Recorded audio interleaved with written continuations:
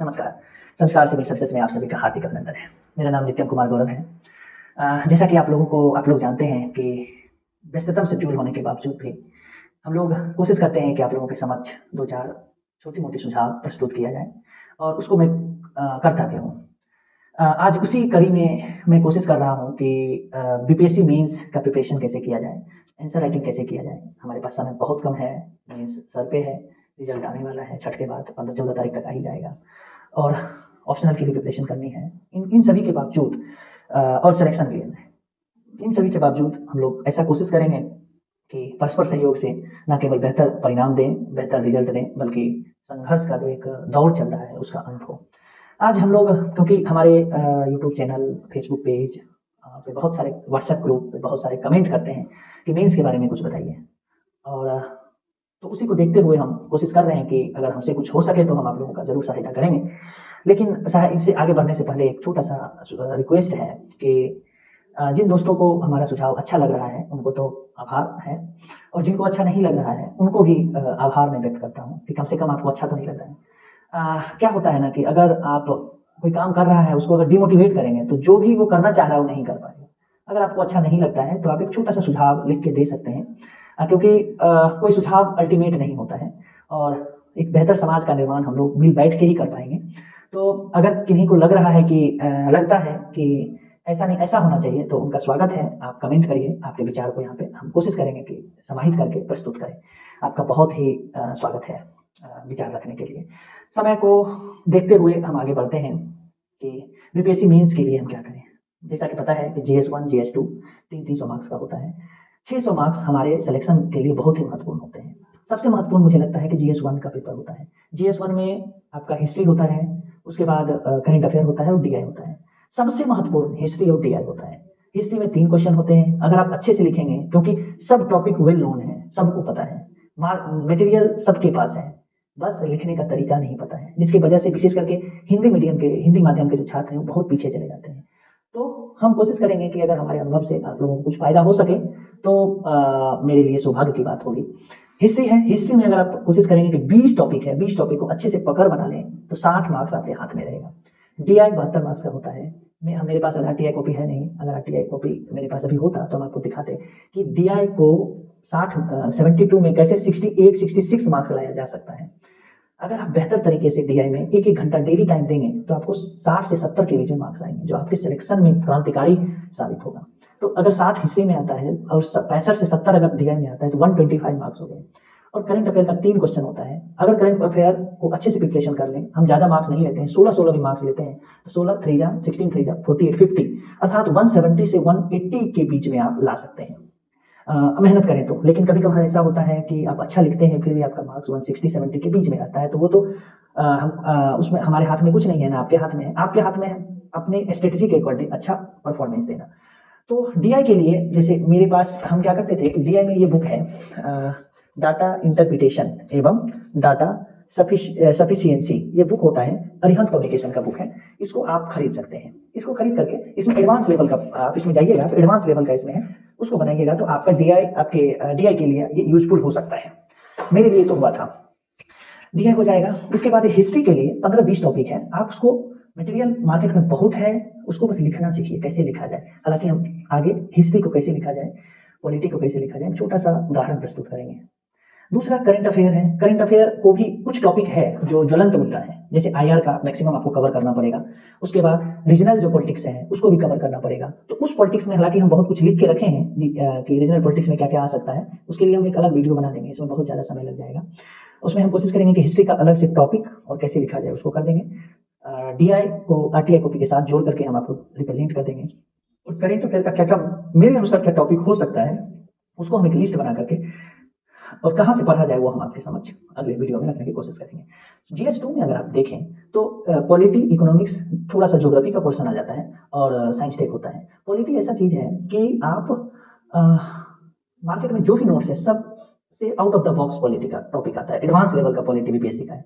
उसको कवर करने के लिए आपको एक बुक खरीदनी होगी। वो बुक है राजेश मिश्रा, बहुत ही अच्छे शिक्षक हैं, मुखर्जी नगर में पढ़ाते हैं। उनकी बुक आती है भारतीय राज्य व्यवस्था, राजेश मिश्रा। उससे आप बीपीएससी का प्रीवियस ईयर क्वेश्चन देख करके टॉपिक सेलेक्ट करके उसमें पढ़ सकते हैं। और मुझे लगता है कि अगर उसको पढ़ के अच्छे से एनालाइज करके जाइएगा तो एक भी क्वेश्चन छूटेगा नहीं और क्वेश्चन का लेवल होगा। तो वो बुक पढ़ सकते हैं, वहाँ से आपके लिए हेल्पफुल होगा। मैंने भी वही पढ़ा था, उनकी बुक पढ़ी थी। नेक्स्ट अगर देखा जाए तो इकोनॉमिक्स का, इकोनॉमिक्स मार्केट में बुक्स है, बहुत है, लेकिन कंसाइज रूप से मुझे दिखा नहीं। हो सकता है आप लोगों को पता हो, लेकिन मैं अपनी बात करूं तो एक बुक आप ले सकते हैं, बुक नहीं एक नोट्स ले सकते हैं। आपको बुक हर जगह में मिल जाएगा, टेलीग्राम पे मिल जाएगा। आर कुमार सर की इकोनॉमिक्स की बुक आती है, वो सॉरी नोट्स आती है, क्लास नोट्स, उसको लेकर के आप पढ़ सकते हैं। सिर्फ नोट्स से आप अच्छे से प्रिपरेशन कर सकते हैं, जरूरी नहीं है क्लास लेने की, उसमें बहुत समय लगेगा। सिर्फ नोट्स को अच्छे से पढ़ लीजिएगा तो आपका जो प्रेजेंटेशन है वो बेहतर हो जाएगा। उनकी आईआर की भी नोट्स आती है, उनका मतलब दो नोट्स मेरे लिए यूजफुल था, आईआर की सॉरी इनके साइंस टेक का और आपका इकोनॉमिक्स का। ये दो नोट्स आपके मेंस को थोड़ा बेहतर कर सकता है। और मैं समर्थन नहीं करता हूँ। और मैं जैसे पॉलिटी का राजेश मिश्रा सर का बहुत ही बढ़िया बुक है, वो बुक को जरूर पढ़िए। पेपर वन में हिस्ट्री का आपको हर जगह मिल जाता है नोट्स, उससे ज़्यादा किसी के पास है ही नहीं और जरूरत भी नहीं होता है। लेकिन उसको प्रेजेंट करने का तरीका अलग होना चाहिए। प्रेजेंट हिंदी माध्यम के छात्र अच्छे से प्रेजेंट कर नहीं पाते हैं, जिसकी वजह से 13-14 मार्क्स आता है। 19 मार्क्स कम से कम आपको चाहिए, 20 मार्क्स कम से कम चाहिए, तब आपका सिलेक्शन टॉप 50 टॉप 100 में होगा। जो वास्तविकता है कि टॉप 100 टॉप 50 में बहुत कम, मुश्किल से 10 से 12 बच्चे रहते हैं, जो बहुत ही दुखद है। कम से कम आप 30 बच्चे 35-40 बच्चे नहीं रहे तो फिर क्या मतलब है। बिहार जैसे प्रदेश में हिंदी मीडियम का जो प्रतिनिधित्व है टॉप 100 में कम होता जा रहा है, वाकई दुखद है। तो इसको सब मिल के एक समन्वित प्रयास से इसको बेहतर करने की हम लोग कोशिश करेंगे। उसके लिए हम एक फ्लो चार्ट भी बताएंगे, अभी हमारे पास है, अगर समय होगा तो हम उसको रखने की कोशिश करेंगे। तो ये सब लेके कर सकते हैं। एक और राजेश मिश्रा की बुक आती है आईआर, जो हम पेपर 1 में पढ़ना होगा करेंट के लिए। तो एक आईआर की बुक आती है, भारत की विदेश नीति, राजेश मिश्रा, उसमें बहुत ही बेहतर तरीके से समझाया गया है। तो वो बुक्स आप लेके पढ़ सकते हैं, उसको करेंट से जोड़ करके आप उसको लिख सकते हैं। तो ये सब बुक आप ले लीजिए, आपका मीन्स आपको अच्छे से आप मीन्स दे सकते हैं। दूसरा, आंसर कितने पेज में लिखा जाए। बहुत सारा क्वेश्चन आता है कि आंसर कितने पेज में लिखा जाए। तो मुझे ऐसा लगता है कि आंसर को अगर लिखें तो 8 क्वेश्चन आपके पास होते हैं और 36 पेज आपके पास होते हैं। तो मैक्सिमम आप 4 पेज, हर क्वेश्चन का 4 पेज आप रखिए। 4 पेज मतलब एक पेज ये हो गया, दूसरा पेज ये हो गया, तीसरा ये हुआ, 4 ये, मतलब एक इधर का और इसी का बैक साइड का दूसरा, ये तीसरा हो गया और ये हो गया चौथा। तो इस रूप में थोड़ा सा यहाँ पे दिख नहीं रहा है, लेकिन हम इसको कोशिश करेंगे कि स्कैन करके उसमें डाल दें, बता दें कि 4 पेज कैसे होता है। इस 4 पेज में लिखें। और मुझे लगता है कि अगर 4 पेज में आपको लिखना है तो वर्ड्स कितने होना चाहिए। मेरे अनुसार मैक्सिमम 400 वर्ड्स और मिनिमम 350 वर्ड्स होना चाहिए। 350 400 के बीच में, 330-40 भी हो सकता है, और 400 मैक्सिमम के बीच में आप रखिए। इसी में फ्लो चार्ट डायग्राम बनाने की कोशिश करिए, क्योंकि 8 क्वेश्चन में आप देखेंगे कि अगर 400 वर्ड लिखते हैं 3200 वर्ड्स होता है, जिसमें सोचना भी है, स्ट्रक्चर भी बनाना है, डायग्राम भी बनाना है, फ्लो चार्ट में कहाँ फिट करेंगे उसको देना है, जो बहुत टफ हो जाता है। तो अगर आप प्रैक्टिस पहले से करिएगा तो आपके लिए यूजफुल रहेगा। जैसे एक छोटा सा हम एक एग्जाम्पल बताते हैं। कैसे, जैसे अगर मान लीजिए ये क्वेश्चन है, जैसे मधुबनी पेंटिंग विशेषता से परिचय कराइए, मान लीजिए ऐसा क्वेश्चन आ जाता है। कंटेंट सबके पास सेम है, उसी कंटेंट को अच्छे से रोचक तरीके से प्रस्तुत करना ही एक बेहतर छात्र का एक जिम्मेदारी होता है। और वहां पे रटा रटाया बहुत सारे 9000 छात्र वही देंगे। आप बेहतर करेंगे तभी आपका मार्क्स बेहतर देगा। आप अच्छा इंट्रोडक्शन दे सकते हैं। सबसे पहले इंट्रोडक्शन कैसा होना चाहिए। इंट्रोडक्शन 30 से 35 वर्ड या 40 वर्ड में इंट्रोडक्शन आप दे सकते हैं। 35 से 40 वर्ड में इंट्रोडक्शन दे सकते हैं। 25 से 30 वर्ड में आपका कंक्लूजन हो सकता है, और बीच में आप डायग्राम के माध्यम से, पैराग्राफ के माध्यम से आंसर लिख सकते हैं। जैसे मेरा देखिए, सबसे फर्स्ट पैराग्राफ में हमने इंट्रोडक्शन दिया है कि मधुबनी पेंटिंग, जिसे मिथिला पेंटिंग भी कहा जाता है, मिथिला के महिलाओं द्वारा प्रारंभ किया गया ये लोक कला, जिसकी खूबसूरती रंगोली से आगे बढ़कर कपड़े, कागज और अब दीवारों तक पहुंच गई है। यह चित्रकला न केवल मिथिला बल्कि पूरे भारत के साथ साथ अंतर्राष्ट्रीय ख्याति प्राप्त कर रही है। ये इसका इंट्रोडक्शन हो गया। बिहार के मिथिला क्षेत्र से निकल करके राष्ट्र और अंतर्राष्ट्रीय एक डायरेक्ट, मतलब एक ऐसे व्यापकता लिए हुए इंट्रोडक्शन आपका होना चाहिए। उसके बाद आप एक जो भी है मिथिला पेंटिंग के बारे में ऐतिहासिक जो महत्व है उसको लिख दीजिए। उसके बाद उसका जो और फीचर्स है उसको लिखेंगे तो बहुत समय लगेगा। तो आप उसको डायग्राम में बना सकते हैं। दिख नहीं रहा है लेकिन हम कोशिश करेंगे कि इस रूप में डायग्राम है, इसको इस डायग्राम में ऐसे जो दिख रहा है इस डायग्राम में बना सकते हैं। कम समय में आप हो सकता है। डायग्राम के बाद आप फिर पॉइंट में लिख दीजिए। पॉइंट में दिख रहा है, पॉइंट में लिख दीजिए। उसके बाद 3 पेज भरा होना चाहिए। चौथा पेज में आप आधा लिख करके आप कंक्लूजन लिख सकते हैं। जरूरी है यहाँ तक भरना, ऐसे करके आप लिख सकते हैं। दूसरा देखिए, पाल कला के बारे में लिखें कि पाल कला की प्रमुख विशेषता का आलोचनात्मक परीक्षण करें। अब देखिए, इंट्रोडक्शन जो होना चाहिए और लोगों से भिन्न होना चाहिए और रोचक होना चाहिए। जरूरी नहीं है कि मेरा रोचक हो। मुझे भी लगता है कि जब हम अभी अगर हमें देना अगर होता तो हम इसको और बेहतर करते। और कोई भी जो आपका कोई भी कार्य होता है वो सर्वश्रेष्ठ नहीं होता है, उसमें सुधार की गुंजाइश होती है। और हम उतना ना टॉप 10 में थे ना टॉप किए हैं, तो हमारे तो बहुत सुधार की गुंजाइश होगी। लेकिन फिर भी जो मुझे लगता है कि इसमें सुधार हो सकता है या बेहतर हो सकता है, उसको इस रूप में लिख सकते हैं, जैसे कला मानव की कलात्मक अभिव्यक्ति की रचनात्मक क्रिया मानी जाती है। साथ ही इसे किसी विशेष संस्कृति की भी जानकारी मिलती है। इस दृष्टिकोण से पाल कला का भारत में महत्वपूर्ण योगदान है। इससे न केवल मौर्य काल के कलात्मक गुणों को एक संरचनात्मक आधार दिया, बल्कि अगली पीढ़ी के लिए कलात्मक ज्ञान को हस्तांतरित करने का भी उत्कृष्ट प्रयास किया। इसमें एक मौर्य काल से जोड़ करके वहां पे रिप्रेजेंट किया। ये इंट्रोडक्शन आपका हो गया। उसके बाद ये देखिए, ये डायग्राम के माध्यम से इसको हम बता दिए। पैराग्राफ के बाद डायग्राम। इस डायग्राम के बाद अगर आपको लग रहा है तो इसमें अगर कुछ और फोटो चित्र अगर बनाना चाहते हैं तो चित्र बना सकते हैं। जैसे देखिए, चित्र बना सकते हैं, फिर पॉइंट में लिख सकते हैं और फिर पैराग्राफ में लिख सकते हैं।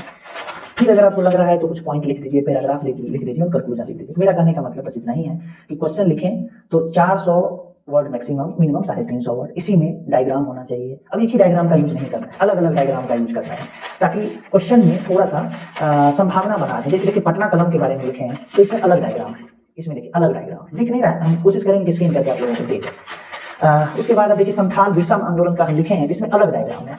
क्वेश्चन में एक ही डायग्राम अगर यूज करेंगे तो थोड़ा सा वो बोरिंग हो जाता है। देखिए, इसमें अलग डायग्राम, इसमें गोला गोला वाला डायग्राम दिख नहीं रहा है। ये देखिए, इस रूप में अलग अलग डायग्राम है। फिर एक अलग इसमें देखिए, इसमें 3 डायग्राम हम बनाने की कोशिश की है। ये देखिए, इसमें भी इस पेज में भी डायग्राम है, 3 डायग्राम बनाने की कोशिश की है। अब उसके बाद ये क्वेश्चन ऐसा है कि मात्र इसको 3 पेज में हम खत्म कर दिए। चौथा पेज बस इतना छोटा में चौथा पेज लिख करके कंक्लूजन दे दिए। इससे ना केवल आपका समय बचेगा, बल्कि डायग्राम एक ऐसा चीज है कि कम शब्दों को अच्छे से रोचकता से आप वहां पर प्रस्तुत कर सकते हैं। ये हुआ हिस्ट्री का और करंट अफेयर का और डीआई का तो हिस्ट्री के अकॉर्डिंग आपको बनाना पड़ेगा। इसमें मेहनत करें। पेपर 2 में हम छोटा सा शॉर्ट में, क्योंकि वीडियो का लेंथ लगभग ज़्यादा हो रहा है तो थोड़ा बोरिंग सा हो जाएगा। हम पेपर 2 में हम फिर से कोशिश करेंगे कि पॉलिटी में कैसे इंट्रोडक्शन दिया जाए। एक छोटा सा इंट्रोडक्शन। देखिए, मुझे लगता है कि सबसे महत्वपूर्ण आपका इंट्रोडक्शन होगा और कंक्लूजन होगा। लिखते वही हैं लोग, कंटेंट सबके पास वही है। जब तक आप जो आंसर चेक कर रहे हैं उसको पढ़ा नहीं देंगे, तब तक आपको बेहतर मार्क्स नहीं मिलेगा। 13, 14, 12 दे करके आप आगे बढ़ जाएंगे। जैसे हम ले लेते हैं, जैसे क्वेश्चन आपको हम देते हैं जो हम लिखे थे,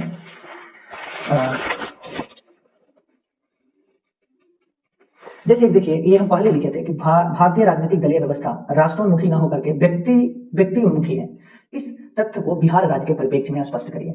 इसको इंट्रोडक्शन देना है। तो भारतीय संविधान निर्माता ने आजादी के बाद भारत को एक संवैधानिक लोकतंत्र के रूप में अपनाया। संवैधानिक लोकतंत्र को जमीनी स्तर पर स्थापित करने के लिए दलीय व्यवस्था की परिकल्पना की। पॉलिटी जब आप लिख रहे हैं तो कुछ पॉलिटी का वर्ड होता है। अब वर्ड में जैसे संविधान हो गया, जैसे संवैधानिक लोकतंत्र हो गया, उसके बाद और कुछ ऐसे टर्म होते हैं। उसको पंचायती राज सिस्टम से लिख रहे हैं तो प्रत्यक्ष लोकतंत्र हो गया।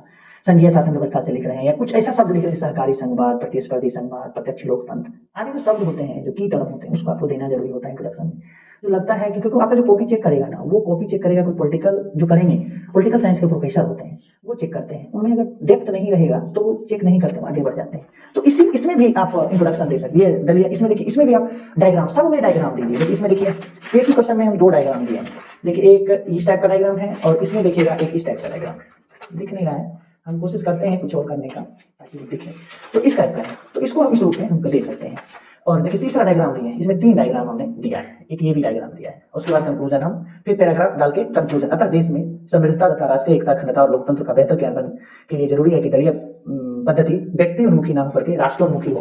मतलब उसको इंट्रोडक्शन से जोड़ करके आप लिखेंगे तो आपका मार्क्स तुलनात्मक रूप से बेहतर आएगा। हो सकता है कि आप इससे बेहतर लिख रहे हो, मेरा ऐसा नहीं कहना है कि आप अच्छा नहीं लिख रहे हैं, आप अच्छा लिख रहे हैं। मेरा जो छोटा सा सुझाव है कि मेरा व्यक्तिगत ये था अनुभव, उस अनुभव को हम आपके समक्ष प्रस्तुत करने की कोशिश की है। वीडियो बहुत लंबा हो रहा है, इसीलिए हम नहीं चाहते हैं कि इसको ज्यादा और आगे बढ़ाएं। हम अगले में कोशिश करेंगे कि इंडियन पॉलिटी में कौन कौन सा टॉपिक आएगा, उस टॉपिक को कैसे लिखा जाए, उसको हम रिप्रेजेंट करने की कोशिश करेंगे। एक वीडियो में आईआर के बारे में करेंगे। इसी रूप में हम सीरीज को आगे बढ़ाने की कोशिश करेंगे। हम समय निकाल करके जरूर कोशिश करेंगे कि आप लोगों को अगर सहायता मिल रहा हो तो हमें फीडबैक देके बताइएगा, ताकि हम अपने व्यस्ततम शेड्यूल से निकाल करके कुछ समय चुरा करके आप लोगों के समक्ष हम अपना अनुभव को शेयर कर सकें। आप यहाँ तक देखें, अगर आप लोगों को कुछ फायदा हो रहा है तो जरूर कमेंट करिएगा। नहीं हो रहा है फिर भी आपको बहुत बहुत धन्यवाद। हम कोशिश करेंगे कि आप कमेंट के अनुसार अपने जो अभिव्यक्ति की जो एक्सप्रेशन है, जो हम कैसे रिप्रेजेंट कर पा रहे हैं, इसको और बेहतर करें, तरीकों को बदलें, ताकि आप तक हम बेहतर तरीके से पहुंच सकें। यहाँ तक देखने के लिए आपको बहुत बहुत धन्यवाद। नमस्कार।